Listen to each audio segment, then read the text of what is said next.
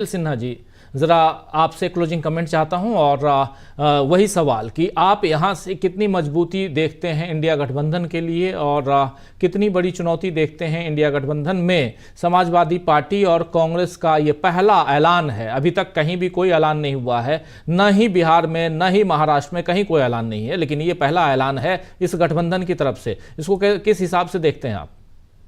देखिए, ये तो जो अभी प्रशांत जी कह रहे थे उसको मैं जोड़ना चाहूंगा कि 2019 में पुलवामा और सर्जिकल स्ट्राइक वाली इमेज नरेंद्र मोदी जी की थी।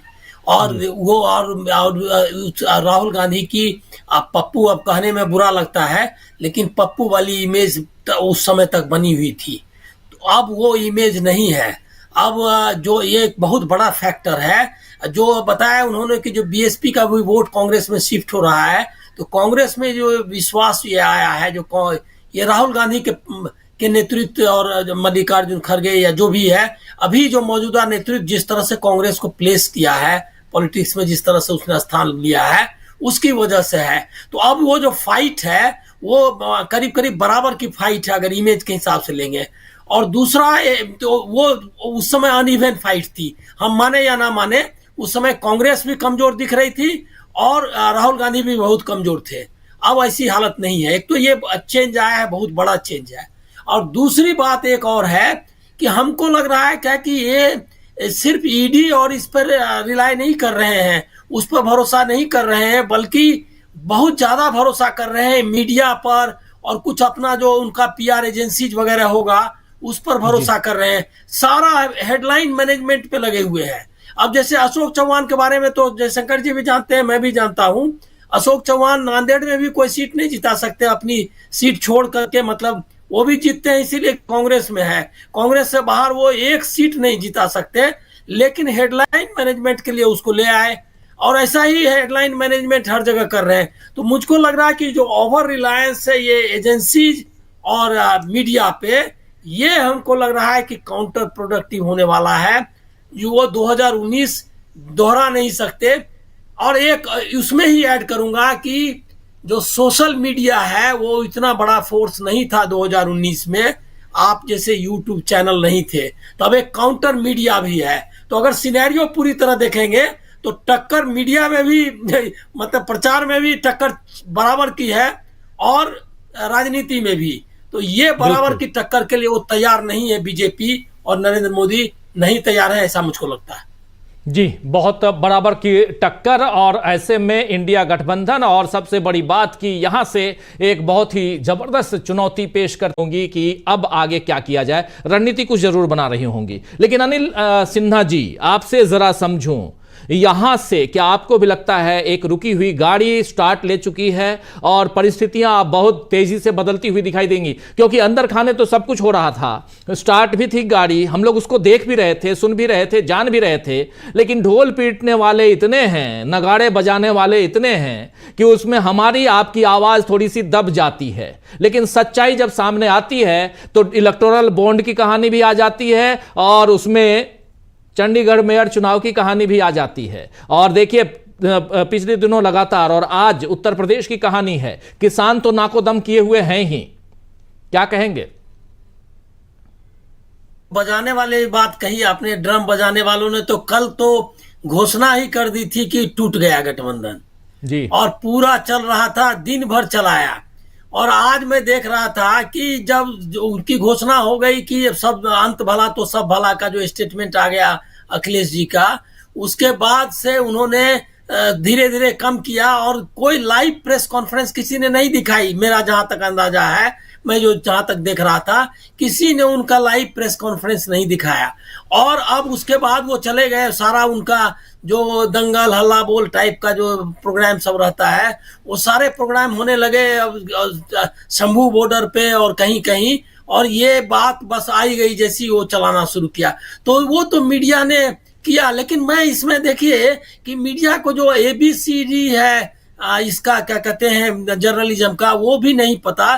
कम से कम कहीं कुछ लगाए, मतलब शर्त भी लगाए कि हो सकता है नहीं हो सकता है, कुछ जो सावधानी है वो भी नहीं बरती उन्होंने, सूत्रों के हवाले से खबर ही चला दी। खैर वो तो जाने दीजिए, लेकिन मैं आपने वो जो कहा कि पहिया जो चल पड़ा है, पहिया चल पड़ा से ज्यादा मुझको ये बिंब नजर आता है कि जैसे सेतु बीच में टूटा हुआ हो पुल, एक वो पुल जो है बीच अब पूरा बन गया है।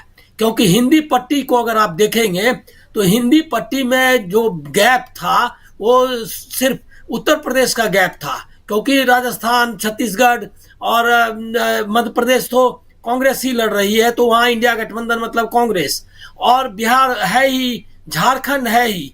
लेकिन इस बीच में जो हिंदी पट्टी में एक बड़ा गैप, जो रास्ते में जो लगता है कि हाईवे पे कहीं पास ये रोड जो है टूटी हुई स्पीड ब्रेकर हो, वो स्पीड ब्रेकर की तरह था, वो स्पीड ब्रेकर पार कर लिया है इंडिया गठबंधन ने। ये एक बहुत बड़ी बात है।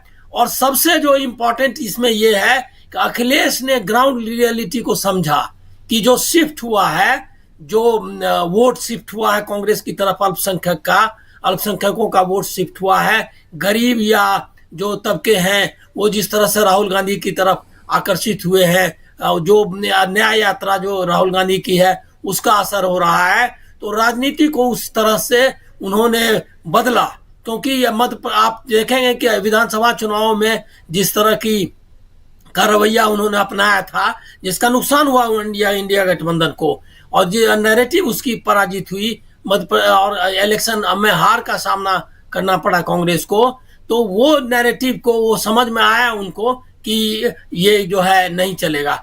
दूसरा है एक चीज और इसमें इम्पोर्टेंट है कि हम लोग जो है, जो प्लेयर्स हैं, अनसीन प्लेयर्स, अनसीन नहीं मतलब वो तो सीन नहीं, वो तो सामने से ही है, ईडी, सीबीआई, ये यहाँ ऐसा नहीं था कि समाजवादी पार्टी पर ये दबाव नहीं थे, और जिस तरह से ममता बिदक रही है और इस तरह का दबाव जो है बाकी जगह अशोक चौहान चले गए वहां, तो ईडी, सीबीआई तो वहां भी मौजूद था, लेकिन उसने हेमंत सोरेन की तरह हिम्मत दिखाई, तेजस्वी की तरह हिम्मत दिखाई अखिलेश ने, कि वो जो है सो इसको दरकिनार, इसको रेखांकित करना चाहिए, क्योंकि ये सारे दबाव जो है उसको छोड़ करके उस दबाव को उन्होंने किया, क्योंकि जो लोग जानते हैं उनको पता है कि कितना दबाव में है मतलब समाजवादी पार्टी या उनका मुलायम सिंह का परिवार इन एजेंसियों के दबाव में, लेकिन उसको उसने किया। तो हम एक और देखते हैं कि जो राहुल गांधी फील्ड में जिस तरह से उतर करके लड़ रहे हैं, तो हेमंत सोरेन से लेकर के अखिलेश यादव तक, तेजस्वी यादव तक, आप देखेंगे कि जो एक तबका है जो मतलब आदिवासी है, गरीब, पिछड़ा, वो लड़ रहा है, इनकी एजेंसी से भी टकरा गया। ये एक बहुत बड़ा गेम चेंजर है इंडियन पॉलिटिक्स के लिए, क्योंकि सबसे ज्यादा वल्नरेबल, जैसे जिस तरह से मायावती ने जिस तरह दिखाया था कि एकदम सरेंडर कर गई, तो वो इन लोगों ने ये उसके सामने ला। एक लास्ट पॉइंट में और कहना चाहता हूं कि राहुल गांधी की जो ये है यात्रा है, उसको और एक चीज दृष्टि से देखनी चाहिए कि जो लैंग्वेज ऑफ पॉलिटिक्स है, भाषा है राजनीति की, कि जिस तरह से फूल वर्षा हो रही है और उसके बाद सारे चैनल चला रहे हैं, और ये जो है मैं आया और मैंने जीत लिया वाला जो ये क्या कहते हैं हीरो पदार्पण करता है मंच पर, उसके बदले एक आम आदमी जिस तरह से डॉक्टर लोहिया, जयप्रकाश नारायण या गांधी जी जिस तरह से लोगों से संवाद करते थे, और जिस तरह से एक आम आदमी से बात कर रहा है, मंच पर उसको बिठा रहा है अपने साथ और उसको बोलने की ये कर रहा है, ये लैंग्वेज जो 10 साल में जो बनी है अब बीजेपी की पॉलिटिक्स की, उस लैंग्वेज को ध्वस्त कर दिया है राहुल गांधी ने। नतीजे क्या आएंगे मैं इस पर नहीं जाऊंगा, लेकिन जो लैंग्वेज ऑफ पॉलिटिक्स से जो भाषा है, राजनीति की भाषा, फूल वर्षा करो और हाथ उठाओ और पूरा कैमराबाजी करो, वो उसको उन्होंने बदल दिया है। इसको भी रेखांकित करना चाहिए, बहुत इंपॉर्टेंट है, जो आगे की पॉलिटिक्स को असर पर इसका असर हो। बिल्कुल बिल्कुल बिल्कुल सही कह रहे हैं। और राहुल गांधी की